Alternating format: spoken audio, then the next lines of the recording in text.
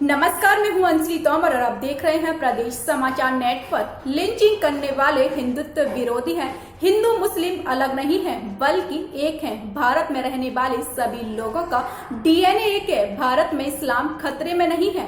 ये बयान आरएसएस के एक नेता के हैं। चौंकिए नहीं, ये कोई ऐसे वैसे नेता भी नहीं है बल्कि सीधे राष्ट्रीय स्वयंसेवक संघ के प्रमुख मोहन भागवत के हैं।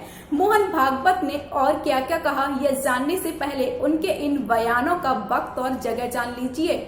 वह आरएसएस से जुड़े मुस्लिम राष्ट्रीय मंच के कार्यक्रम में बोल रहे हैं।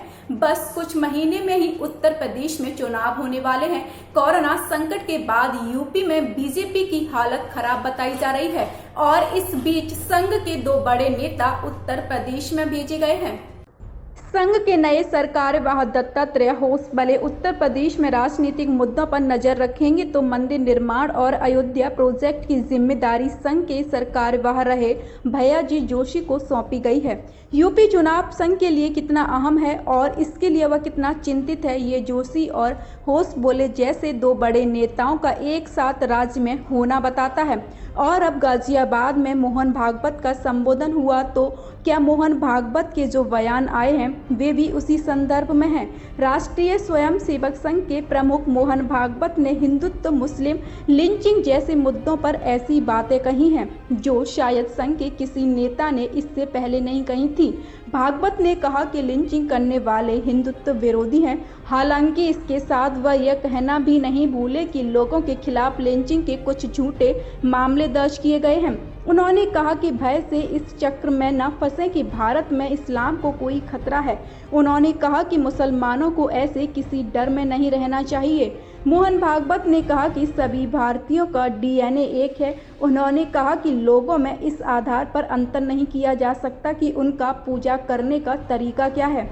आरएसएस प्रमुख ने कहा, हम एक लोकतंत्र में हैं, यहाँ हिंदुओं या मुसलमानों का प्रभुत्व नहीं हो सकता और सिर्फ भारतीयों का वर्चस्व हो सकता है। उन्होंने कहा कि एकता के बिना देश का विकास संभव नहीं है और एकता का आधार राष्ट्रवाद और पूर्वजों का गौरव होना चाहिए। इससे पहले भागवत ने अपने संबोधन की शुरुआत में कहा कि वह न तो कोई छवि बनाने के लिए कार्यक्रम में शामिल हुए हैं और न ही वोट बैंक की राजनीति के लिए। उन्होंने कहा कि संघ राजनीति में नहीं है और इसको किसी छवि की चिंता नहीं है। हालांकि जो बीजेपी दुनिया की सबसे बड़ी राजनीतिक पार्टी होने का दावा करती है उसका मात्र संगठन आरएसएस ही है। बीजेपी को आरएसएस का राजनीतिक संगठन माना जाता है और कहा जाता है कि बड़े फैसले संघ ही लेता है और उस बीजेपी को और प्रधानमंत्री मोदी को तो छवि की चिंता जरूर होगी।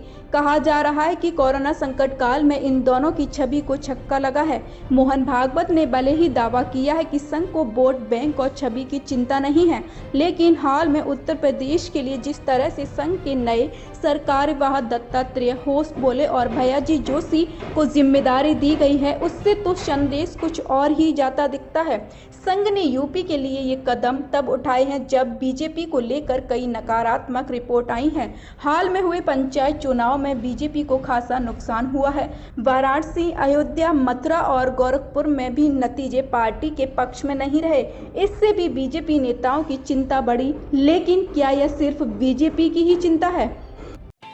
ऐसे ही वीडियोस देखने के लिए सब्सक्राइब करें प्रदेश समाचार नेटवर्क और लेटेस्ट वीडियोस के नोटिफिकेशन के लिए बेल आइकन दबाना ना भूलें।